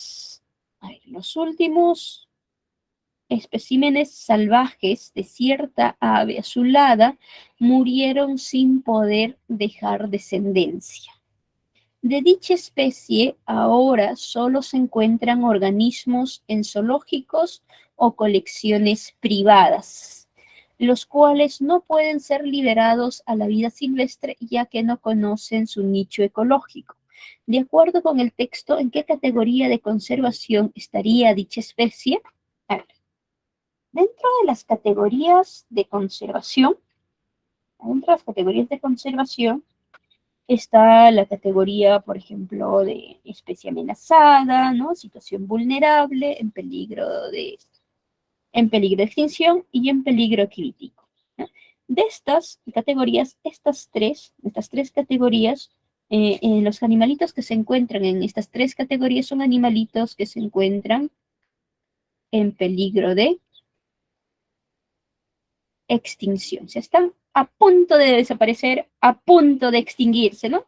Luego está la categoría de animales extintos, ¿ya? Animales extintos.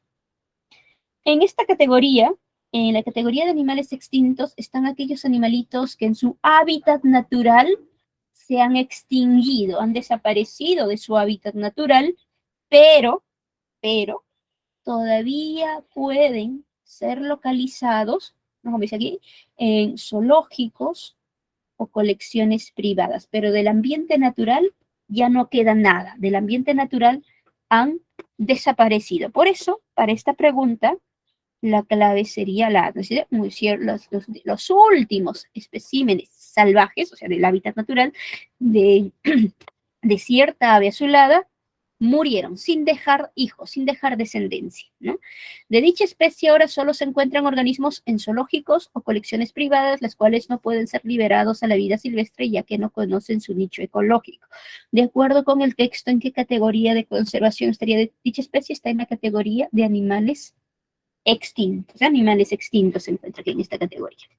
Las otras tres categorías que les mencionaba, que son animales que están en peligro de extinción, para estos sí hay especies en el hábitat natural, ¿no? Para estas sí existen especies en el ambiente natural.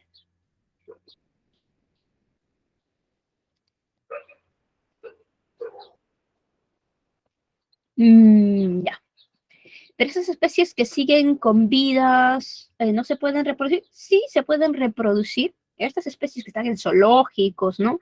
Y en colecciones privadas sí pueden reproducirse, pero si se siguen manteniendo en estos ambientes, no llegan no salen de esta categoría de animales extintos. Cuando se habla de la categoría de animales extintos es porque están extintos en el hábitat natural, ¿no? Por ahí si se hacen planes quizás de manejo, ¿no? Para que estas especies que están en zoológicos y colecciones privadas puedan ser reintroducidas al hábitat natural, ¿no?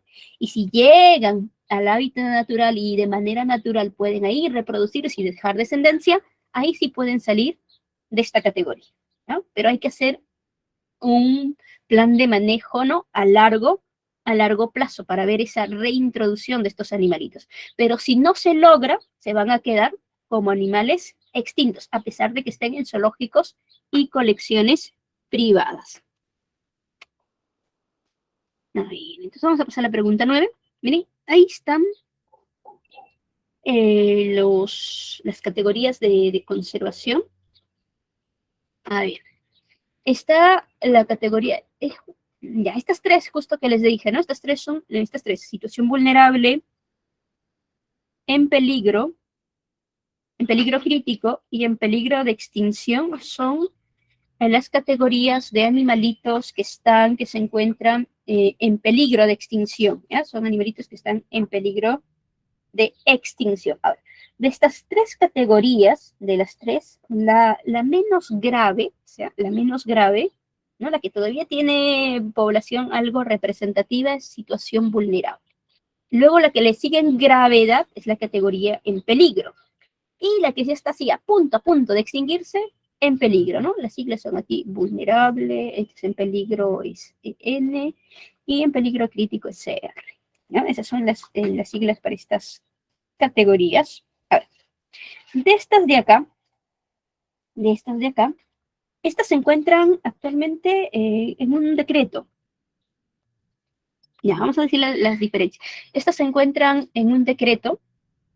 Estas de acá se encuentran para la clasificación de estas se basan en los criterios que propone la IUCN, ¿ya? Ahí se basan en esos criterios en los cuales dicen, ¿no? Las poblaciones de aquí, las que están en situación vulnerable, son animales que debido a un exceso de caza, de pesca o destrucción del hábitat, sus poblaciones se han visto seriamente reducidas, ¿ya? Sus poblaciones se han extinguido. Los que están en situación vulnerable, podemos decir, son animales que están en un peligro alto de extinción. Cuando las condiciones que llevaron a un animalito a encontrarse en situación vulnerable no se detienen, continúan, entonces de situación vulnerable pasa a la categoría de en peligro. ¿Ya? Pasa a la categoría de en peligro, que es la siguiente, ¿no? Entonces, los animalitos que están en la categoría de peligro, en comparación con situación vulnerable, sus poblaciones son más pequeñas, son más chiquitas, y estas ya no están en peligro alto de extinción, están en un peligro muy alto de extinguirse. Están en un peligro muy... Y si las condiciones que llevaron a estos animalitos a estar en peligro muy alto de extinción continúan, no se detienen, ¿no? A veces se agravan, pasan a la siguiente categoría, que es en peligro crítico. La siguiente categoría es la categoría de en peligro crítico. Y aquí los animalitos que están en peligro crítico están en un peligro así, extremadamente, ya lo más, extremadamente alto de extinción. Entonces, en comparación, las poblaciones de los animalitos que están en peligro crítico, en comparación con los animalitos que están en peligro, es mucho más chiquita. ¿Ya? Es mucho más chiquita, es mucho más pequeña, y estos son los que están a punto de extinguirse, ¿no? Más o menos algo sería así, ¿no? Esta sería una población de animalitos en situación vulnerable. Luego, ¿no? Esta sería la población de animalitos que están en peligro. Y esta sería la población de animalitos que ya están en peligro crítico, ¿no? Y las poblaciones, a medida, ¿no? que van avanzando estas categorías, se van reduciendo. Están en un peligro, las de situación vulnerable, en un peligro alto de extinción. Las que están en peligro, ¿no? Están en un peligro muy alto de extinción, y ya las que se encuentran en la categoría de peligro crítico están en una situación, ¿no? Están extremadamente en una situación de alta de peligro, ¿ya? Mucho, mucho más que los otros anteriores. Ya, a ver. A ver, en peligro de extinción no, no. Acá, estas tres son para animalitos que están en peligro de extinción. ¿Ya? Las tres están en peligro, las tres categorías agrupa a animalitos que se encuentran en peligro de extinción. ¿Ya? En peligro de extinción. Las tres categorías, ¿no? A ver, no me acuerdo exactamente las cantidades. Creo que acá es que la población sea menor a 20.000 individuos. O no, acá creo que es menor a 20.000. Acá creo que es menor a 10.000 y acá creo que es menor a 2.000. Algo por ahí es, pero sí son poblaciones muy pequeñas, ¿ya? Son muy pequeñas. Exactamente el número ahorita no recuerdo. Para después del receso les averiguo cuánto es el número de aquí que deben tener cada grupito. A ver, sí lo tengo por ahí, pero ahorita no recuerdo el número, pero sí hay un número de individuos, ¿no? Que la población no debe ser menos ese número para que no pase de uno a otro, ¿no? A ver, sí lo tengo por ahí, sí lo tengo por ahí. Lo busco para esto de la cantidad de individuos para después del receso, ¿ya? Así, hablando de, sí, no, cantidades de especies no, sino es una especie, cantidad de individuos. Dentro de una especie hay cantidad de individuos, ¿ya? El de peligro de extinción es menor que la cantidad de peligro. Así. Las categorías son así. A ver, de menos a más sería vulnerable. Así, vulnerable. Luego viene en peligro, así nada más. No es en peligro de extinción. En peligro es la categoría. Y el otro es en peligro crítico. Así son. Esas son las tres categorías para animales que se encuentran en peligro de extinción. ¿Ya? Son animalitos que están en peligro de extinción. Están a punto de extinguirse, a punto de desaparecer, ¿no? Esta es la menos grave, un poquito más grave, y esta es la más grave, la que está en peligro crítico. En cuanto a población, la cantidad de la población, esto les indico para después del receso. Vamos a pasar a la siguiente pregunta, la pregunta 9. ¿Nos dice? Rogelio extrae una muestra de agua marina y observa la presencia de organismos unicelulares de un color pardo amarillento. Los análisis demuestran la presencia de fucosantina como responsable del color, pero también se incluye clorofila A y C y sustancias de reservas como la crisolaminarina, que otra característica pertenece a este grupo de organismos, ¿no? Por las características mencionadas, ¿no? Por las características mencionadas, ¿no? Aquí, miren, a ver, extrae una muestra de agua marina y observa la presencia de organismos unicelulares, de un color pardo amarillento, ¿no? Los cuales demuestran la presencia de fucosantina como responsable de ese color, y también incluyen clorofila A y C. Esto me da, ¿no? Esto son características de las diatomeas, ¿eh? De las diatomeas, ¿no? Las diatomeas pertenecen a la división de las crisofitas, ya están dentro del grupo de las crisofitas, ¿no? Y sustancias de reservas como la crisolaminarina, por el grupo crisofitas, ¿no? ¿Qué otra característica pertenece a este grupo de organismos? A ver, ¿producen bioluminiscencia? No. ¿Almacenan polisacárido llamado almidón de fluorídeas? No, ellos no.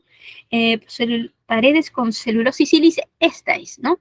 Las diatomeas se caracterizan porque la pared celular forma dos valvas, ¿eh? Forma dos valvas que están formadas por celulosa y sílice, ¿eh? Y justamente ese sílice muchas veces le da la apariencia de, ¿no? Esa apariencia pardo dorada, esa apariencia dorada que presentan estos seres vivos. Miren, aquí tenemos a las diatomeas, ahí están las diatomeas. Sí, todas las algas, toditas las algas, en su pared celular van a tener celulosa y aparte de celulosa pueden presentar otros compuestos, ¿ya? Y todas las algas también, toditas las algas presentan clorofila, ¿verdad? Pero distintos tipos de clorofila, ¿no? Distintos tipos de clorofila, ¿sabes? Estas son unicelulares. Las euglenofitas también son unicelulares, ¿ya? Pero a diferencia de crisofitas, estas tienen flagelos. Dos flagelitos tienen, ¿ya? Dos flagelos de tamaño distinto a las euglenofitas, ¿no? Las euglenas tienen dos flagelos de tamaño distinto. También presentan clorofila, ¿ya? El grupo de las euglenofitas. En el grupo de las euglenofitas vamos a encontrar clorofila A y B, ¿no? Aquí en las crisofitas la clorofila es clorofila A y C. Y los dinoflagelados, ¿eh? Que pertenecen a la división pirrofita, tienen también clorofila, clorofila A y C. ¿No? Pero, estas también tienen flagelos. Y la pared celular también tiene estas ornamentaciones, pero aquí solo celulosa. ¿Y? Aquí solo celulosa. La pared celular aquí solo contiene celulosa. En el caso de las crisofitas, aparte de celulosa, está impregnada con silicatos. Aparte, ¿no? Aparte de celulosa, está impregnada, recubierta también con sílice. A ver. Estas de acá, las pirofitas, estas sí producen se escribe bioluminiscencia. Estas sí van a producir bioluminiscencia. Hacia bioluminiscencia, se producen bioluminiscencia, ¿no? Ahí está. Vamos a pasar a la siguiente diapositiva.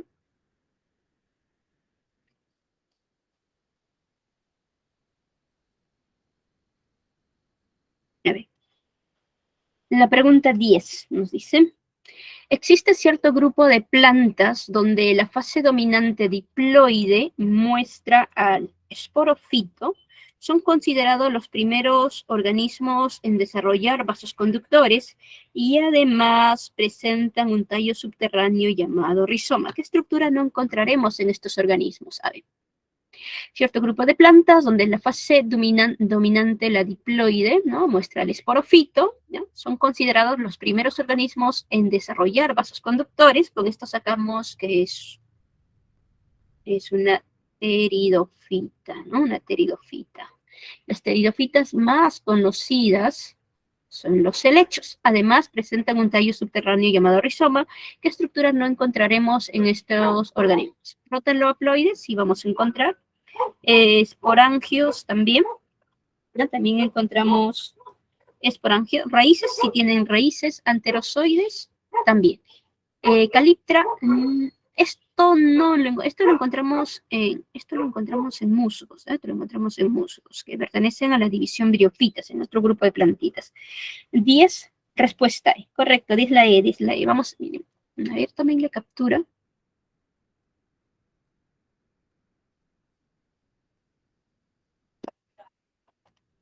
Ahí está, la división justamente pteridofitas, donde están los helechos. Aquí, la plantita del hecho es el esporofito, la fase diploide, y como esta es la que predomina, es la fase dominante del ciclo, la fase haploide está formado por el gametofito, que aquí se denomina prótalo. En los helechos el gametofito se denomina prótalo y tiene la forma de un corazón, ¿no? Ahora, en el esporofito, que es la plantita del hecho, que es la fase diploide, encontramos hojas compuestas, ¿ya? Las hojas, que se conocen en conjunto como fronda. Está el tallo de tipo rizoma, y de este tallo nacen las raíces, ¿no? Aquí ya como estas plantas ya tienen vasos conductores verdaderos, ¿ya? Como ya tienen vasos conductores verdaderos, ¿no? Como ya tienen ¿no? Xilema y floema, ¿ya? Como ya tienen xilema y floema, aquí el cuerpo de estas plantas, va a presentar, el cuerpo de estas plantas va a tener hojas, tallos y raíces. El cuerpo de estas plantitas presenta hojas, tallos y raíces. El cuerpo se divide en hojas, tallos y raíces, ¿no? Y en este grupo de plantitas, en el en vez de las hojas, o sea, detrás de las hojas, en el en vez de las hojas, vamos a encontrar unas estructuras circulares que pueden variar de color, de un color negro hasta un color casi amarillento. Y esas estructuras circulares que están en el en vez, mira, acá si veo estos puntitos negros, se denominan soros. Dentro de los soros, en el interior de los soros, vamos a encontrar los esporangios. ¿Ya? Entre los soros están los esporangios. Todo esto de aquí es un esporangio, está al interior del soro. Y dentro de los esporangios, por meiosis, se van a producir las esporas haploides, ¿ya? Dentro de los esporangios, por meiosis se produce las esporas haploides.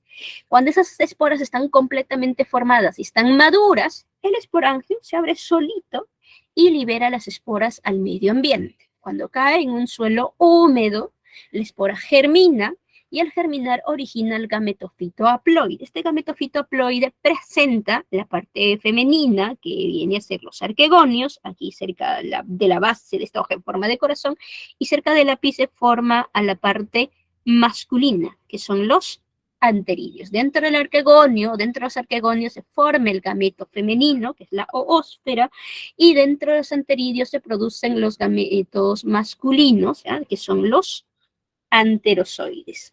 ¿No? Que son los anterozoides. Entonces, cuando se forman los anterozoides, y esta hojita está recubierta por ahí por una película de agua, los anterozoides, que son gametos masculinos con flagelos, salen y comienzan con sus flagelos a movilizarse desde anteridios hacia los arquegonios. Llegan al arquegonio, ingresan al arquegonio y fecundan a la ósfera. Al resultado de la fecundación se forma el huevo cigoto que crece encima del gametofito y ese huevo cigoto da origen a una nueva plantita de lecho, da origen a un nuevo esporofito. Y ahí otra vez se repite el ciclo de las pteridofitas. ¿Eh? Ese es el ciclo de vida de las pteridofitas.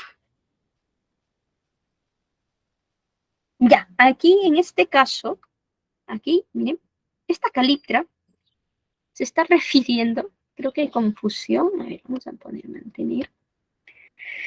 Ahí, ¿viste? Se está refiriendo a ver, acá se está refiriendo.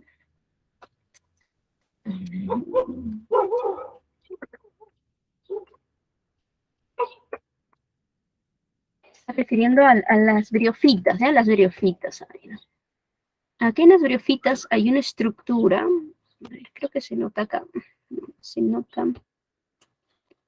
Y no se nota, pero en las briofitas tienen una estructura llamada caliptra, ¿eh? que cubre el esporangio.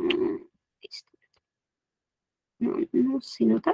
A ver, el ciclo de vida de los musgos, acá creo que se nota. No, vamos a buscar caliptra briofitas. En las briofitas hay una estructura, ahí está, ¿bien? Aquí se observa mejor. Todo esto es ¿no? la parte del esporangio, la parte de la capsulita, el esporofito de los musgos, ¿eh? Todo esto es el esporangio. Y esta estructura, miren, esta de aquí como un sombrerito, esa es la caliptra. ¿Ah? Debajo de la caliptra está la tapita, ¿no? La tapita que recubre aquí a la cápsula, ¿no? Ese es llamado el opérculo. Cuando cuando el esporangio está maduro, la caliptra sale, se desprende solita, el opérculo se abre y de aquí del esporangio salen las esporas, ¿no? Salen aquí las esporas hacia el medio ambiente, ¿ya? A esa caliptra se está refiriendo en este caso. ¿No? Ahí está. Entonces, regresamos a nuestra diapositiva. Sí, todavía tenemos un par de minutos. A ver.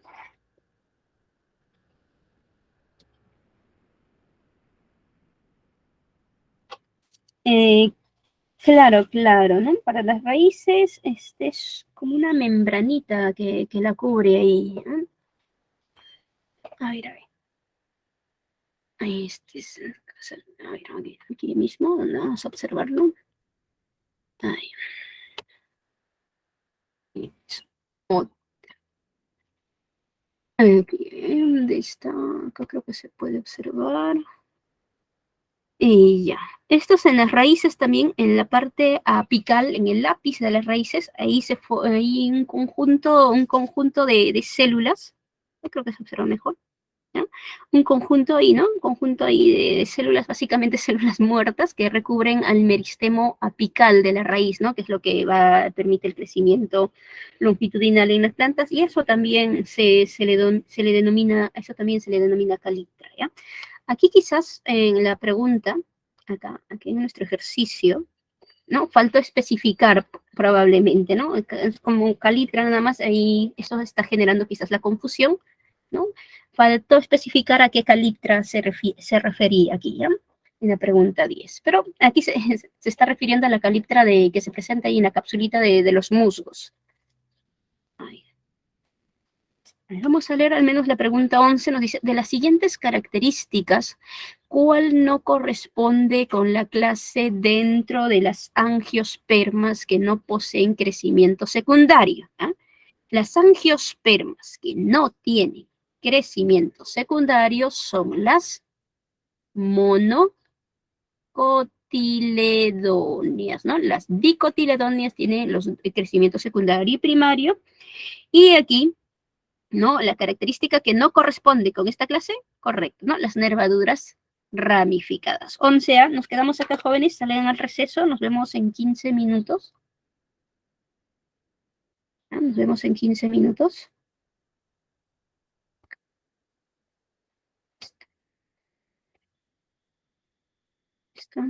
¿Y dónde está?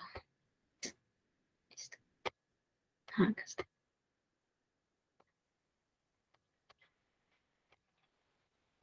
A ver.